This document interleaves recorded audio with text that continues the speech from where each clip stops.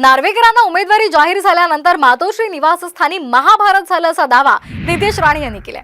विधान परिषदेसाठी ठाकरे गटाकडून मिलिंद नार्वेकरांचं नाव अंतिम असल्याची आता चर्चा आहे आणि यावरून मातोश्रीवर वाद झाल्याचा दावा नितेश राणे यांनी केलेला आहे।